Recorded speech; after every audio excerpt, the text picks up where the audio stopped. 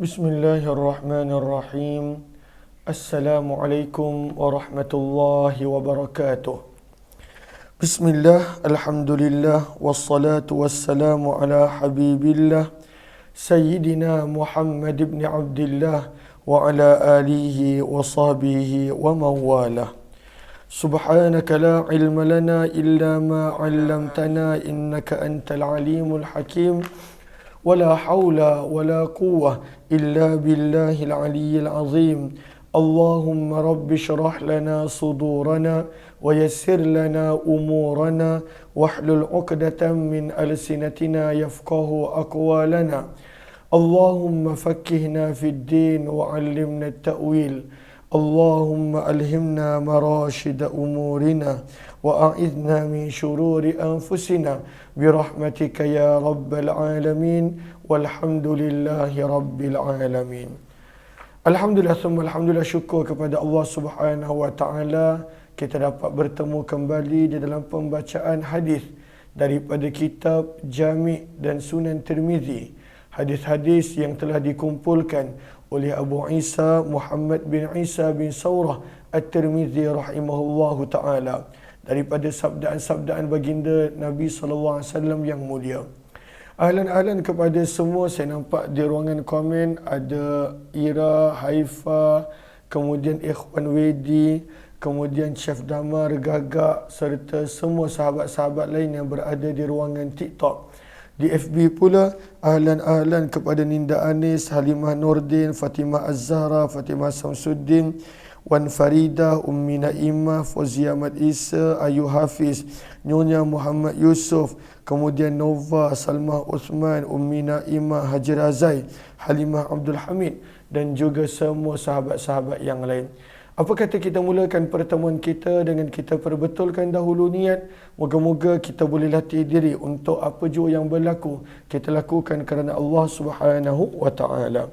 Nawaitu ta'alluma wa ta'lim wa tadhakkura wa tadhkir wa naf'a wal intifa' wal ifadata wal istifadah wal hatha ala tamassuki bi kitabillah wa sunnati rasulillah sallallahu alaihi wasallam wad du'a'i ila al huda wad dalalati ala al khair ibtigha'a wajhillah wa mardatihi wa qurbih wa thawabih. Amin amin ya rabbal alamin. Mohon jasa baik untuk bantu share, bantu untuk kongsi, bantu untuk sebar luas. Mudah-mudahan lebih ramai yang beroleh manfaat insya-Allah.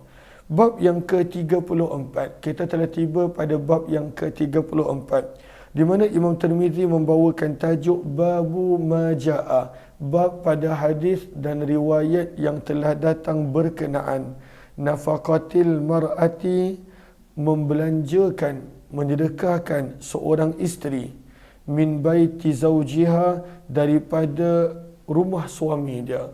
Maksudnya kalaulah seseorang isteri pada waktu itu dia bersedekah sesuatu harta, sesuatu pemberian daripada milik harta suami dia, daripada apa yang ada dimiliki oleh suami dia, adakah itu dikira mendapat pahala? Adakah itu boleh ataupun bagaimana? Ahlan-ahlan, terima kasih banyak-banyak ahlan-ahlan kepada semua. Maka jom kita lihat hadis yang ada berkenaan tentang isu ini. Riwayat yang ke-663. Wabi, kepada sahabat-sahabat yang ingin untuk mendapatkan terjemahan, boleh dapatkan daripada Telegram Kuliah Ummah Aziz. Maka ada dikongsikan berkenaan tentang hadis-hadis dan riwayat-riwayat yang berkaitan. Maka kata Imam Tirmizi, wa bi ilahi qala hadatsana Hannad qala hadatsana Ismail bin Ayyash qala hadatsana Syurahbil bin Muslim al-Khawlani wa an Abi Umamah al-Bahili radhiyallahu ta'ala anhum. Maka daripada Abu Umamah al-Bahili radhiyallahu ta'ala anhu, maka beliau telah berkata, sami'tu Rasulullah sallallahu alaihi wasallam yaqul, aku telah mendengar daripada Nabi sallallahu alaihi wasallam, di mana baginda Nabi sallallahu alaihi wasallam bersabda fi khutbatihi, pada khutbah baginda, ama hajjatul wada', pada tahun di mana berlakunya haji yang terakhir, al-wada', haji perpisahan. Maka kata para ulama boleh baca kedua-dua cara, al-wida', al-wada', kedua-duanya boleh. Maka sabda Nabi SAW pada waktu itu, la tunfik, janganlah pada waktu itu membelanjakan. Sabda Nabi SAW, janganlah membelanjakan. Apa yang tak boleh membelanjakan? Imra'atun, seorang isteri, syai'an, sesuatu apa pun, min baiti zawjiha, daripada rumah suaminya, illa biizni zawjiha, kecuali dengan izin daripada suami dia. Maka kalaulah pada waktu itu suami dia bagi izin, pada waktu itu walaupun secara umum, maksudnya nak bagi sesiapa boleh, maka barulah pada waktu itu boleh. Kalaulah tidak, maka sabda Nabi SAW, janganlah seorang wanita itu membelanjakan sesuatu daripada rumah suaminya, kecuali pada waktu itu hendaklah dengan izin suami dia. Qila, maka ada yang bertanya daripada kalangan para sahabat, ya Rasulullah, wahai utusan Allah, wala ta'am, nak bagi makanan pun tak bolehkah? Maka sabda Nabi SAW, ianya adalah daripada harta yang terbaik kita. Zalika afdalu amwalina, ianya merupakan harta yang paling baik. Maka apakah maksud makanan pun adakah tidak boleh? Sebab itu lihat kepada Sahara baris yang kedua. Yang dimaksudkan dengan makanan di sini adalah al-ghallah, makanan yang belum dimasak. Al-ghallah seperti beras, seperti ayam yang belum dimasak. Sebab itu kata para ulama, makanan yang dah dimasak, maka pada waktu itu tidak ada masalah. Wa ammal matbuhu fala ba'sa bi infaqihi bidunil izni ay as-sarih. Maka makanan yang dah dimasak, pada waktu itu tidak ada masalah untuk diberikan kepada orang yang pada waktu itu jiran ataupun orang yang datang meminta, tak ada masalah. Tapi makanan yang belum masak, maka perlulah untuk mendapatkan izin suami terlebih dahulu. Daripada sini yang kita belajar adalah bahawa untuk memberikan sesuatu daripada harta suami, maka pada waktu itu kalaulah ianya adalah benda yang pada waktu itu tidaklah cepat rosak, tidaklah cepat basi, maka pada waktu itu perlulah untuk mendapatkan izin daripada suami terlebih dahulu.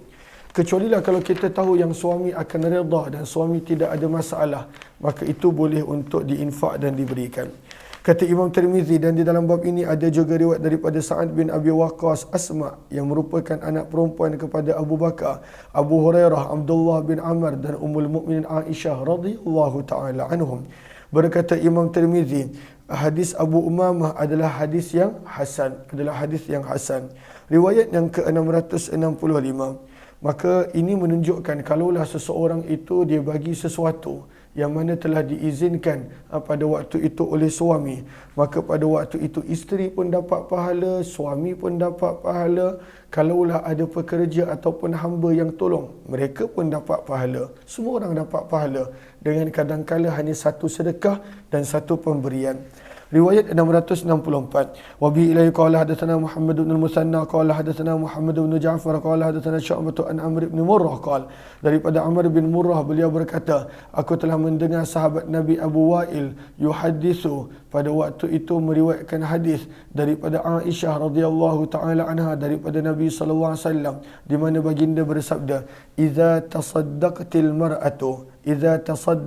mar'ah, apabila seorang wanita memberi sedekah, min baiti zawjiha, daripada rumah suaminya, kana laha, maka adalah untuk wanita tersebut juga bihi ajrun, pahala. Walaupun bukan duit dia, tapi sebab dia yang bagi, maka dia pun dapat pahala.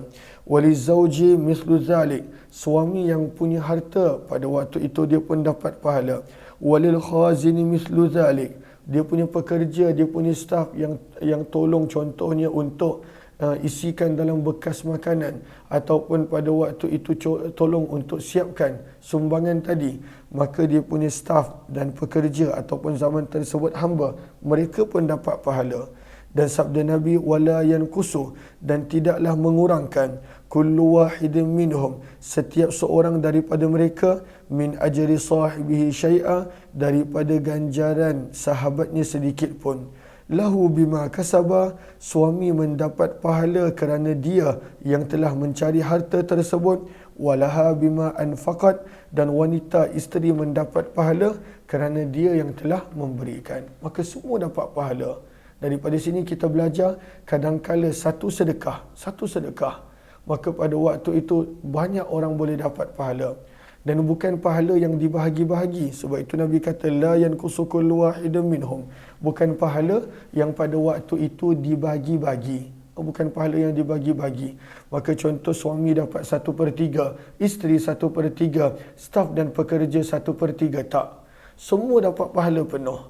Sebab masing-masing terlibat dalam sedekah tersebut.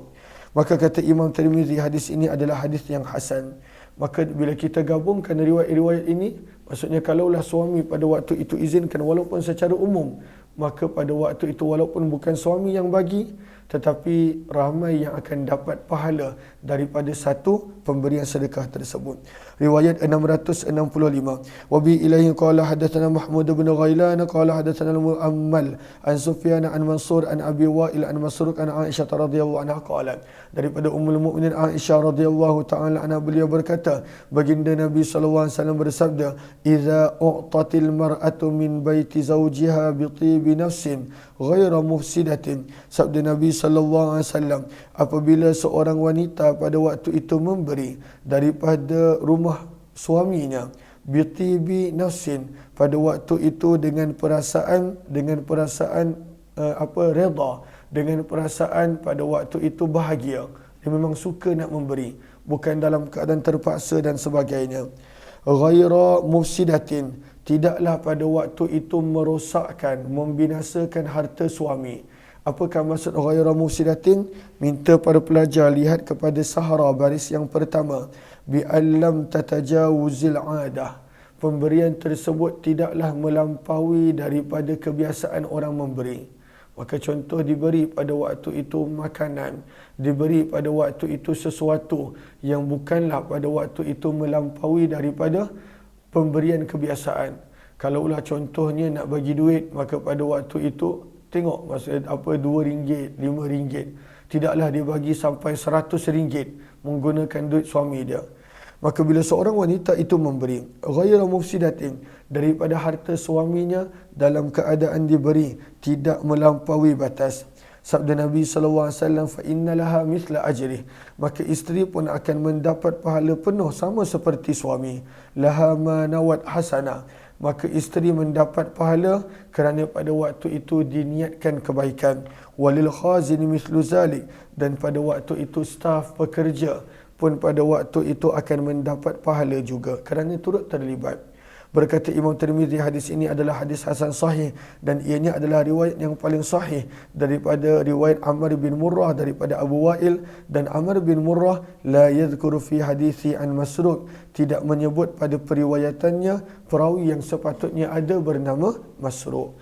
Bab yang ke-35 berkenaan tentang zakat fitrah. Babu maja'a, bab pada hadis dan riwayat yang telah datang berkenaan sadaqatil fitr, berkenaan tentang zakat fitrah. Maka jom kita lihat zakat fitrah. Maka Allahumma salli ala sayyidina Muhammad. Bilakah zakat fitrah pada waktu itu telah masuk kewajipan waktunya? Bilakah? Maka kata para ulama rahimahullahu ta'ala, pada Arafah baris yang kedua, 4, 6, 8, 9, pada baris yang ke-9, baris yang ke-9, baris yang ke-10, baris yang ke-10. Maka bilakah masuknya waktu pada waktu itu memberi zakat fitrah? Maka kita boleh lihat di situ bahawa Imam Abu Hanifah berpandangan masuknya waktu pada waktu itu yang benar-benar pada waktu itu afdal, terbaik adalah ketika mana subuh, subuh Idul Fitri. Itu dia punya sebab dia yang menjadikan ianya wajib adalah subuh pada hari raya puasa. Sementara Imam Syafi'i berpandangan bahawa waktunya adalah di antara yang pertama masuknya penghujung Ramadan dan juga pada waktu itu awal Syawal. Penghujung Ramadan dan juga awal Syawal. Kemudian soalan yang lain adalah, maka siapakah yang wajib untuk membayar zakat fitrah? Pada baris yang seterusnya, ala man tajib, siapakah yang wajib untuk bayar zakat fitrah? Maka Imam Abu Hanifah berpandangan orang yang mana memiliki nisab, pada waktu itu ada nisab, barulah pada waktu itu mereka ini wajib untuk bayar. Sementara Imam Syafi'i kata untuk zakat fitrah bukan nisab. Sebaliknya untuk zakat fitrah adalah fa'ala man lahu fadil min quti yaumin wa lailah. Seorang yang ada duit lebih pada waktu itu lebih daripada perbelanjaan sehari semalam pada hari raya. Contohnya perbelanjaan sehari seseorang itu adalah RM100 contoh. Kalaulah dia ada duit lebih daripada RM100, lebih daripada perbelanjaan dia pada pagi dan petang raya, maka dia wajib untuk membayar zakat fitrah. Kemudian pada 3 baris yang daripada bawah, kam tajibu, berapakah yang pada waktu itu wajib dibayar daripada zakat fitrah? Maka kejap lagi kita akan baca. Maka Imam Abu Hanifah berpandangan di antara separuh sa' dan juga 1 sa'. Beberapa hari lepas saya ada tunjukkan bekas yang mana Nabi SAW gunakan untuk wuduk. Cuma itu dipanggil mud, lebih kecil, sukatan. Maka 2 sukatan mud adalah separuh sa', nisfu sa'. Maka 2 bekas sukatan yang saya pernah tunjuk tersebut, pada pagi ni tak ada pula. Maka pada waktu itu, itulah kadar yang perlu diberikan zakat. Antara dua bekas tersebut hingga ke 4 bekas. Itu dipanggil separuh sa' dan juga 1 sa'. Maka dalam mazhab Syafi'i, pada waktu itu yang wajib adalah 1 sa'. 1 bekas sa' sukatan yang menyamai pada waktu itu 4 mud, 4 bekas kecil yang saya pernah tunjukkan sebelum ini. Maka ada beberapa lagi perbezaan pendapat yang lain dan masing-masing pada waktu itu mempunyai hujah dan dalil yang tersendiri. Jom kita lihat berkenaan tentang zakat fitrah. Riwayat 666. Wa bi ilai qala hadatsana Mahmud bin Ghailan qala hadatsana Waki' an Sufyan an Zaid bin Aslam an Iyad bin Abdullah an Abi Sa'id al-Khudri radhiyallahu ta'ala anhu. Daripada Abu Sa'id al-Khudri radhiyallahu ta'ala anhu, beliau berkata, kunna nukhriju, adalah kami sentiasa mengeluarkan zakat al-fitri, zakat fitrah, idh kana fina Rasulullah, sewaktu bersama dengan kami Nabi SAW, sa'am min tamar, 1 sa'. Sa' maksudnya adalah bekas yang digunakan untuk menyukat. 1 sa' daripada makanan-makanan yang kami makan. Aw sa'am min sya'ir, ataupun 1 sa' sukatan daripada tepung ataupun tepung syair. Aw sa'am min tamar, ataupun 1 sa' daripada kurma. Aw sa'am min zabib, ataupun 1 sa' daripada kismis, daripada anggur yang telah kering. Aw sa'am min aqid, ataupun 1 sa' daripada keju. Ini adalah amalan pada zaman Nabi SAW. Semuanya pada waktu itu diberikan 1 sa' sukatan yang ada pada zaman Nabi SAW. Falam nazal nukhrijuhu hatta, maka begitulah keadaan kami berterusan mengeluarkan zakat fitrah tersebut sehinggalah qadima Muawiyah, tu telah datang Muawiyah bin Abi Sufyan ke Madinah. Fatakallama, maka beliau telah berbicara. Pada waktu tu Muawiyah telah menjadi khalifah. Fakana fima kallama bihin nas, maka antara yang Muawiyah bin Abi Sufyan kata dan cakap kepada para sahabat dan manusia yang ada di Madinah, beliau berkata, inni la ara, sesungguhnya aku berpandangan, muddaini, 2 mud daripada tepung gandum Syam, harganya menyamai sa'am min tamar, 1 sa' daripada kurma. Fa akhadan nasu bidzalik, maka orang ramai pun mula mengambil pandangan yang dilakukan oleh Muawiyah. Kata Muawiyah, kalaulah ada barang pada waktu itu dia punya setengah sa', setengah sukatan menyamai dengan harga pada waktu itu 1 sa', maka pada waktu itu memberi setengah sa' ataupun setengah sukatan pun mencukupi. Contohnya kurma Madinah dan pada waktu itu tepung gandum daripada Syam. Maka tepung gandum daripada Syam mahal. Setengah sukatan menyamai dengan harga 1 sukatan penuh kurma. Maka sebab itu Muawiyah bin Abi Sufyan berpandangan boleh memberi kadar separuh ataupun setengah sukatan tepung Syam. Dan itu yang menjadi amalan pada zaman kita. Maka boleh diberi ikut kadar yang sama. Kalaulah ikut hukum mazhab Syafi'i yang asal, maka kena beri beras untuk bayar zakat fitrah. Tapi berdasarkan pandangan Imam Abu Hanifah dan juga riwayat seperti ini, maka pada ulama Syafi'i mengatakan boleh memberikan duit kadar yang sama dengan bayaran zakat tersebut.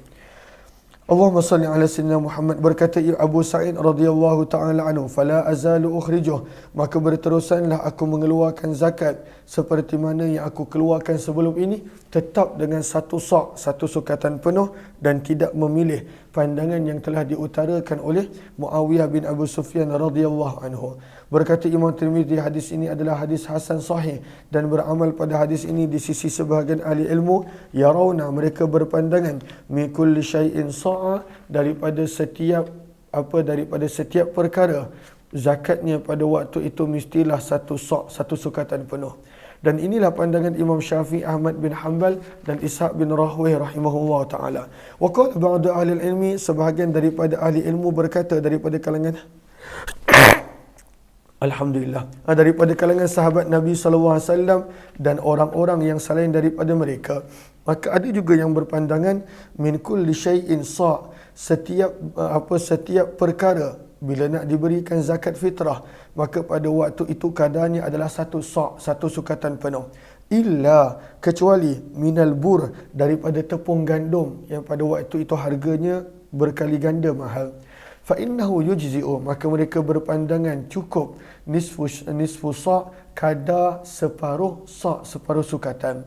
Dan inilah pandangan Sufyan Ats-Tsauri, Abdullah bin Mubarak, para ulama Kufah. Mereka semua berpandangan nisfa sa'im min bur, separuh ataupun setengah sa', setengah sukatan daripada tepung gandum pada waktu itu mencukupi. Riwayat 667.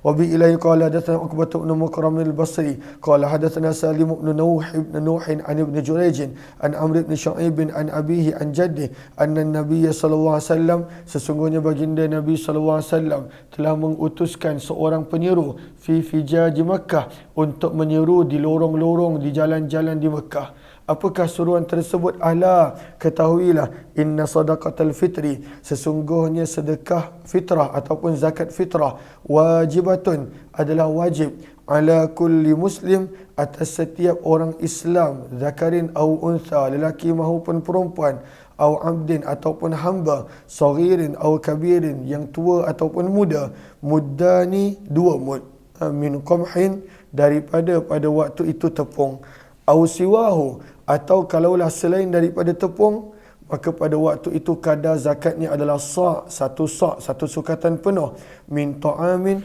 daripada makanan-makanan yang selain daripada tepung. Maka ini riwayat ini dalil untuk mazhab Imam Abu Hanifah rahimahullah, bahawa kalaulah ada benda makanan yang pada waktu itu harganya mahal, seperti tepung gandum, maka separuh sukatan mencukupi. Tapi kalaulah selain daripada al-qumuh ataupun al-bur, selain daripada tepung gandum, maka pada waktu itu kadarnya mestilah pada waktu itu satu sa', satu sukatan penuh.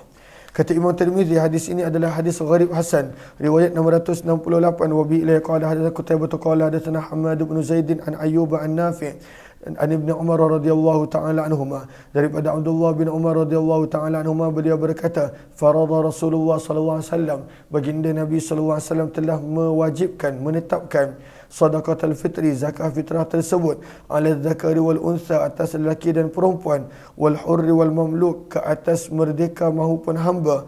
Apakah kadar dia? Sa'am min tamrin, pada waktu itu satu sukatan penuh, satu sa' daripada kurma, au sa'am min sya'ir, ataupun satu sukatan penuh ataupun satu sa' daripada tepung biasa. Zaman dulu tepung dia ada dua. Satu tepung yang telah diproses macam zaman kita. Ada satu lagi tepung syair yang kita baca tadi. Tepung syair ni tepung yang murah. Tepung yang mana pada waktu itu diambil daripada Allahumma salli ala sayyidina Muhammad, daripada gandum yang pada waktu itu telah dihancur-hancurkan, ditumbuk-tumbuk daripada tanaman dia. Maka pada waktu itu diambil dan kemudian ditiup. Mana yang terbang-terbang, mana yang berbaki, itulah dibuat roti. Maka itu dipanggil tepung syair. Dia bukan melalui proses yang begitu lama seperti mana tepung gandum ataupun al-bur dan al-qumuh. Maka sebab itu kalaulah tepung syair, maka dia kena bagi satu sa', satu sukatan penuh. Kalaulah tepung al-qumuh yang mahal, maka separuh sa'. Ini adalah pandangan Imam Abu Hanifah. Qala, maka berkata Abdullah bin Umar, fa'adalan nasu, maka manusia telah mula berubah, mengambil pandangan separuh sukatan ataupun separuh sa' daripada tepung gandum yang telah disebutkan oleh Muawiyah bin Abi Sufyan radhiyallahu taala anhu.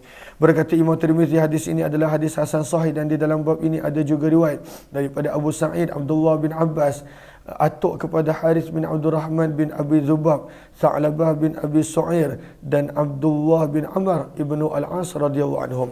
Riwayat 669. Wa bi ilai qala hadatsana Ishaq bin Musa al-Ansari qala hadatsana Ma'an qala hadatsana Malik an-Nafi' an Abdullah bin Umar radhiyallahu taala anhuma, daripada Abdullah bin Umar radhiyallahu taala anhuma, sesungguhnya baginda Nabi sallallahu alaihi wasallam telah menetapkan zakat fitrah itu daripada bulan Ramadan, satu sa' daripada kurma atau satu sa' daripada tepung syair.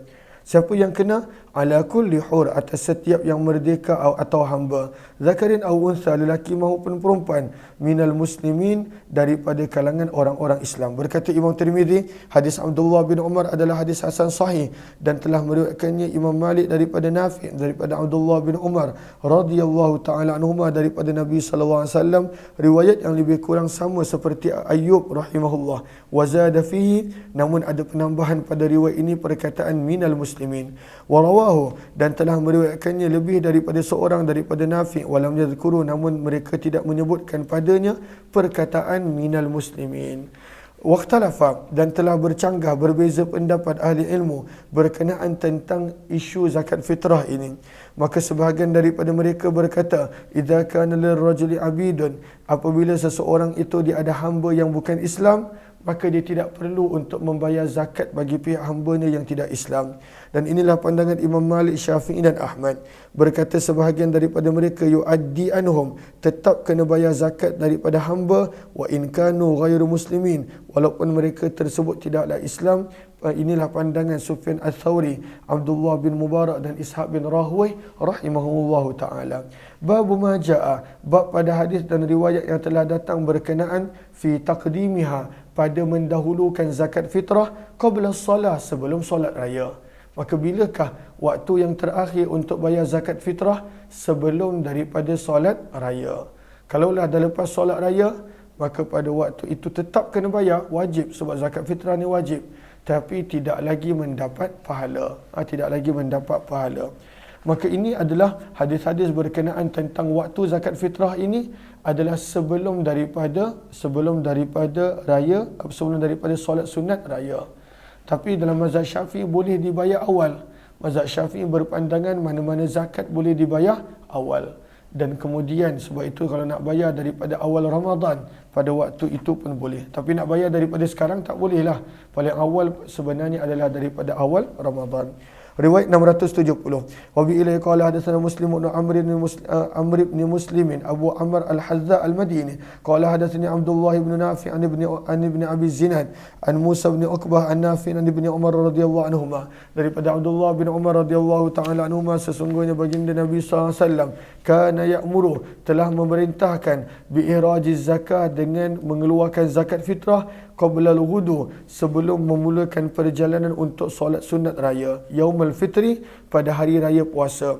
Berkata Imam Tirmizi, hadis ini adalah hadis hasan gharib sahih, dan ianya adalah yastahibbuhu, yang disukai oleh ahli ilmu, bahawa hendaklah seseorang itu mengeluarkan zakat fitrah qabla al-ghudu, sebelum pergi menuju ke solat. Maka tunaikanlah zakat fitrah sebelum daripada solat sunat raya puasa. Allahumma salli ala sayyidina Muhammad. Bab yang ke-37. Bab ma jaa, bab pada hadis dan riwayat yang telah datang berkenaan ta'jili zakah. Adakah boleh menyegerakan pembayaran zakat? Sama ada zakat pihak biasa, lalu kalaulah ada seseorang itu dia nak bayar zakat sebelum cukup haul, adakah boleh? Jawapannya pada waktu itu adalah boleh. Boleh untuk menyegerakan zakat. Kalaulah seseorang itu dia nak bayar zakat, Allahumma salli ala Muhammad, sebelum cukup setahun, iaitu al-haul, maka jawapannya adalah boleh. Jom kita lihat riwayat 671. Wa bi ilaihi qala hadatsana Abdullah bin Abdul Rahman qala hadatsana Sa'id bin Mansur qala hadatsana Ismail bin Zakaria an al-Hajjaj bin Dinar an al-Hakam bin Utaibah an Hujayyah bin Adi an Ali radhiyallahu anhu, daripada Ali bin Abi Talib radhiyallahu taala anhu, sesungguhnya Abbas radhiyallahu taala anhu pakcik Nabi telah bertanya kepada Nabi sallallahu alaihi wasallam fi ta'jili sadaqatihi, adakah boleh untuk dia menyegerakan pembayaran zakat dia qabla an tahul, sebelum genap setahun. Dia punya kewajipan tu al-haul, kena cukup setahun. Apabila dah memiliki harta pada kadar nisab ataupun lebih, maka kena cukup setahun. Tapi boleh tak dia nak bayar awal sebelum cukup setahun? Maka lihat kepada Sahara, Allahumma salli ala Sayyidina Muhammad, ay qabla an yaji'a waqtuha min hululil ajali, ay pada waktu itu, adakah boleh untuk bayar sebelum berlalunya setahun daripada harta yang diingin bayar awal zakat tersebut. Farakhasa, maka Nabi SAW telah membenarkan fi zalika, pada perkara tersebut. Maka sebab itu dalam mazhab Syafi'i boleh untuk bayar zakat sebelum cukup setahun. Boleh pada waktu itu untuk dibayar. Riwayat 672. Wa bi ilaihi qala hadatsana Qasim bin Dinar al-Kufi qala hadatsana Ishaq bin Mansur an Isra' an al-Hajjaj bin Dinar an al-Hakam bin Jahal an Hujar al-Adawi an Ali radhiyallahu taala anhu, daripada Sayyidina Ali radhiyallahu taala anhu, beliau berkata, baginda berkata, baginda Nabi SAW bersabda kepada Umar bin Khattab, inna qad akhadna, sesungguhnya kami telah mengambil zakat Abbas amal awal, pada awal tahun, amal awal lil am, telah diambil zakat Abbas pada pada tahun yang lalu, lil am, untuk tahun ini. Maksudnya Abbas bin Abdul Muttalib dibayar zakat awal. Maka ketika mana Umar bin Khattab nak pergi kutip zakat, Nabi kata Abbas dia dah bayar awal dah, maka tak mengapa, jangan ambil lagi sekali zakat daripada dia. Lihat kepada Arafah, apakah maksudnya? Maka diterangkan, kana Umar, baris yang terakhir Arafah, kana Umar radhiyallahu taala anhu amiluhu sallallahu alaihi wasallam, adalah Umar bin Khattab adalah amil bagi pihak Nabi SAW yang mengutip zakat. Fadhahaba ila al-Abbas, maka Umar bin Khattab telah pergi kepada beberapa orang untuk meminta zakat. Antaranya nombor 1 Abbas, nombor 2 Khalid bin Al-Walid, dan nombor 3 Ibnu Jamil. Falam yu'tuhu zakah, maka ketiga-tiga orang ini tidak membayar zakat, enggan untuk bagi. Maka pada waktu itu Umar bin Khattab jumpa Nabi, terangkan kepada Nabi SAW. Maka Nabi SAW pada waktu itu bersabda, amma Khalid fa innakum tuzlimunahu, adapun Khalid bin Al-Walid dia tak nak bayar sebab kamu para pengutip zakat telah berlaku zalim pada dia. Apakah berlaku zalim yang telah dibuat? Li'annahu tasaddaqa bi jami'i malihi fil baitil mal, sebab dia telah bagi zakat seluruh harta dia. Pada waktu itu diambil banyak daripada dia. Maka Khalid bin Al-Walid tak mengapa. Adapun Abbas, sabda Nabi SAW, fa akhadtu minhu zakat amain, aku telah ambil daripada Abbas pada tahun lepas zakat untuk 2 tahun. Zakat kadar 2 tahun. Maka kata Nabi SAW tak perlu ambil daripadanya. Sementara Ibnu Jamil, maka dia tidak pernah lagi membayar apa-apa zakat. Maka kenapa pada waktu itu dia tidak bayar? Maka Nabi SAW pada waktu itu bersabda untuk tidak mengambil zakat daripada Ibnu Jamil.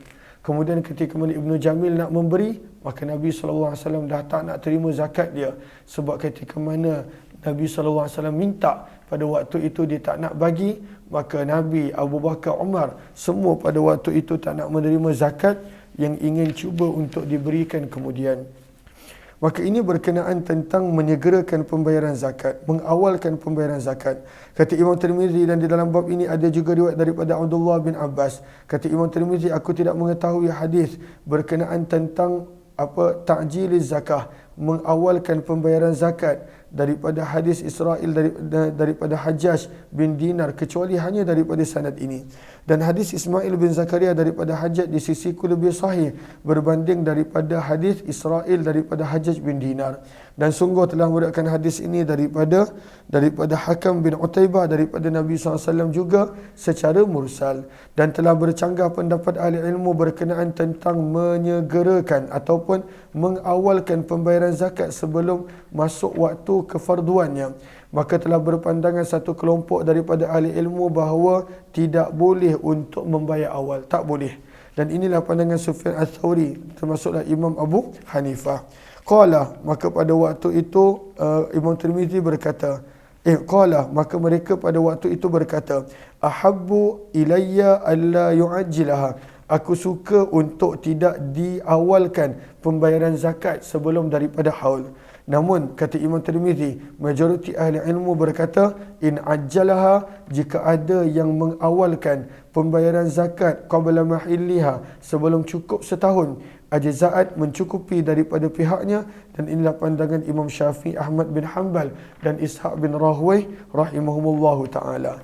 Bab yang ke-38, bab ma jaa fi nahyi 'anil mas'alah. Bab pada riwayat-riwayat yang telah datang berkenaan tentang larangan meminta-minta. Dilarang untuk meminta-minta.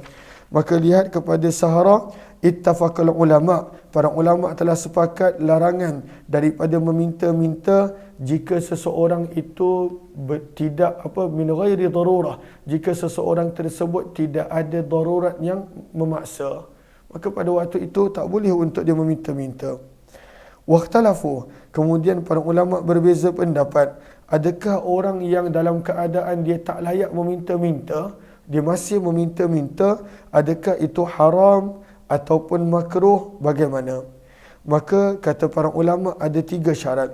Yang pertama, dalam meminta-minta tidak boleh menghina diri sendiri. Tak boleh dalam keadaan sampai menghina, melakukan perbuatan yang menghina diri sendiri, menjatuhkan maruah diri sendiri. Yang kedua, wala yulih hafiz soal, dan tidak boleh pada waktu itu memaksa-maksa dalam meminta. Itu nombor 2. Dan yang ketiga, tidak mendatangkan mudarat, tidak menyakiti orang yang diminta. Maka kalaulah pada waktu itu berlakunya salah satu daripada 3 perkara yang dilarang tadi. Yang pertama, tidak menjatuhkan maruah diri. Yang kedua, tidak memaksa-maksa dalam meminta. Yang ketiga, tidak menyakiti orang yang diminta. Maka kata para ulama, kalaulah berlaku salah satu daripada 3 ini, maka perbuatan meminta-minta tersebut adalah haram, berdosa. Kalau berlaku salah satu daripada 3 ini. Dan ini adalah hadis yang kita nak baca. Ini adalah bab yang terakhir daripada bab zakat yang Imam Tirmizi bawakan. Wa bi ilai qala hadatsana Hannad qala hadatsana Abul Ahwas an Bayan. Yang an-nahyi ini ada dekat Sahara baris yang ketiga. Sahara baris yang ketiga. Wa bi ilai qala hadatsana Hannad qala hadatsana Abul Ahwas an Bayan ibn Bishr an Qais ibn Abi Hazim an Abi Hurairah radhiyallahu taala anhu. Daripada Abu Hurairah radhiyallahu taala anhu bahawa Nabi sallallahu alaihi wasallam beliau berkata, aku telah mendengar Nabi sallallahu alaihi wasallam bersabda, la an yaghdwa, apabila salah seorang daripada kamu berpagi, fayahtatiba, maka dia pergi mengumpulkan kayu api, ala zahrihi, dan diletakkan di belakang badan dia untuk dibawa balik dan dijual. Fayatasaddaqa minhu, lalu dia bersedekah daripada hasil jualan yang dia dapat. Wa yastaghni bihi 'anil nas, dan apa perkara ini menjadikan dia tidak meminta-minta kepada makhluk. Khairul lahu, sabda Nabi, perbuatan mengumpulkan kayu api ini adalah lebih baik untuknya daripada meminta seseorang, sama ada orang itu bagi ataupun tidak. Maka yang pertama tadi lebih baik, jangan meminta-minta. Maka Nabi SAW mengingatkan, fa innal yadal ulya, kerana sesungguhnya tangan yang di atas, afdalu, lebih baik, minal yadi sufla, daripada tangan yang di bawah. Wabda' biman ta'ul, sabda Nabi, kalaulah nak bersedekah, maka mulakan daripada keluarga. Nak bersedekah, mulakan daripada keluarga. Wa fil babi, kata Imam Tirmizi, dan di dalam bab ini ada juga riwayat daripada Hakim bin Hizam, Abu Sa'id Al-Khudri, Zubair ibn Al-Awwam, Atiyah As-Sa'di, Abdullah bin Mas'ud, Mas'ud bin Ammar, Abdullah bin Abbas Thauban, Ziyad bin Harith As-Sudai, Anas radhiyallahu anhum, dan juga Hubshi bin Junadah, serta Qabisa bin Mukharik, dan Samurah, serta Abdullah bin Umar radhiyallahu ta'ala anhum. Maka banyak zakat berkenaan tentang larangan untuk meminta-minta. Qala Abu Isa, berkata Imam Tirmizi, hadis Abu Hurairah adalah hadis yang hasan sahih lagi gharib. Yustaghrabu, ianya dianggap gharib daripada periwayatan Bayan daripada Qais rahimahumullahu taala. Riwayat 674. Wa bi ilai qala hadatsana Mahmud bin Ghailan qala hadatsana Waqi' qala hadatsana Sufyan an Abdul Malik bin Umair an Zaid bin Uqbah an Samurah bin Jundub qal, daripada Samurah bin Jundub radhiyallahu taala anhu, beliau berkata, baginda Nabi sallallahu alaihi wasallam telah bersabda, innal mas'alah, sesungguhnya meminta-minta, kaddun, pada waktu itu adalah penyebab kecacatan, yakuddu bihar rajulu wajha, yang manusia tersebut menjadikan wajahnya cacat pada hari kiamat. Orang yang meminta-minta ni wajah dia akan menjadi cacat pada hari kiamat apabila dia tak layak meminta-minta. Kalaulah pada waktu itu memang benar-benar terdesak, memang benar-benar layak, maka tidak ada masalah. Tapi kalaulah seseorang itu tidak layak meminta-minta kerana dia bukanlah susah, dia bukanlah miskin, maka pada waktu itu sabda Nabi SAW akan menjadi cacat wajahnya pada hari kiamat. Menjadi cacat. Okey, illa, kecualilah permintaan yang dilakukan oleh seseorang kepada raja ataupun pemerintah, fi amrin, ataupun dia meminta kerana dia ada sesuatu urusan, la budda minhu, tidak dia mesti dan memang kena meminta, maka pada waktu itu tidak ada masalah. Berkata Imam Tirmizi, hadis ini adalah hadis yang hasan sahih. Bab yang ke-8 daripada tajuk besar, kata Imam Tirmizi, abwabus saum, hadis-hadis berkenaan tentang puasa, yang ini kita baca kemudian insya-Allah. Maka pagi dengan tengah hari ini tidak ada pembacaan kitab hadis jami' sebab pelajar-pelajar pun cuti. Kita akan sambung pada waktu yang lain insya-Allah. Jumpa lagi. Terima kasih semua.